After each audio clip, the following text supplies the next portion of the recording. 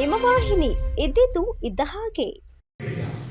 ಹಾಗಿದ್ದ ಮೇಲೆ ನಾವು ಒಪ್ಪೋದೇ ಇಲ್ಲ ಅಂದಮೇಲೆ ಮುಖ್ಯಮಂತ್ರಿ ಆಗಿದ್ದಂಥವ್ರೊಬ್ರು ಇವ್ರನ್ನೊಬ್ರು ಹೋದಾಗ ಇಡೀ ರಾಜ್ಯ ಒಪ್ಪಬೇಕಾಗಿತ್ತ? ಇವರು ಒಂದ್ಸಾರಿ ಇವ್ರಿಗೆ ಎಷ್ಟೆಷ್ಟು ಗೆದ್ದಿದ್ದೆವರು ಒಂದ್ಸಾರಿ ಫಸ್ಟು 58 ಸಿದ್ದರಾಮಯ್ಯ ಬಿಟ್ಟಾಗ ಆಗ ಬಿಜೆಪಿ ಜೊತೆ ಸರ್ಕಾರ ಮಾಡಿದ್ರು, ಉಳ್ಕೊಂಡ್ರ. ತಿರ್ಗಾ 2018ರಲ್ಲಿ ಕಾಂಗ್ರೆಸ್ ಜೊತೆ ಒಂದು ಸರ್ಕಾರ ಮಾಡಿದ್ರು, ಉಳ್ಕೊಂಡ್ರ. ಇವ್ರ ನಡವಳಿಕೆಯಿಂದಲೇ ಹಿಂಗಾಗಿರೋದು. ಆದ್ರಿಂದ ನಾನು ಯಾಕೆ ದೇವೇಗೌಡರನ್ನ ನೋಡ್ತಾ ಇದ್ದೀನಿ ಅಂದ್ರೆ, ದೇವೇಗೌಡರು ಇದ್ದಾಗ ಹಿಡಿತದಲ್ಲಿತ್ತು ಸ್ವಲ್ಪ ಪಕ್ಷ, ಹಿಡಿತ ತಪ್ಪೋಗಿದೆ. ಈಗ ಅವ್ರದ್ದೇನು ನಡೀತಾ ಇಲ್ಲ ಪಾಪ. ಇವ್ರು ಬಂದ ಮೇಲೆ ಹಿಂಗಾಯ್ತಾ ಇರೋದು. ಅದಕ್ಕೋಸ್ಕರ ಹಿಂಗೆ ಆಗ್ತಾ ಇದೆ ಅನ್ನೋ ವಿಚಾರವನ್ನು ಈ ರಾಜ್ಯದ ಗಮನಕ್ಕೆ, ಜನತೆ ಗಮನಕ್ಕೆ ತರ್ತಾ ಇದ್ದೀವಿ.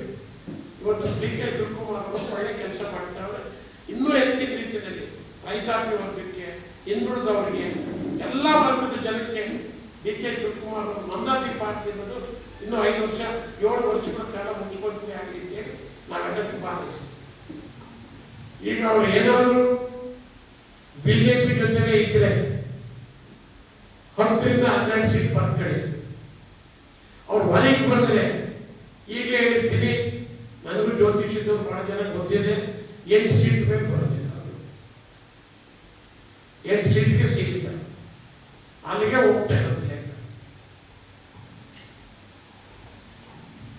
ಸುದ್ದಿ 3 ವಾಹಿನಿಯ ಹೆಚ್ಚಿನ ಮಾಹಿತಿಗಾಗಿ ಸಬ್ಸ್ಕ್ರೈಬ್ ಆಗಿ ಹಾಗೂ ಬೆಲ್ ಬಟನ್ ಒತ್ತಿ.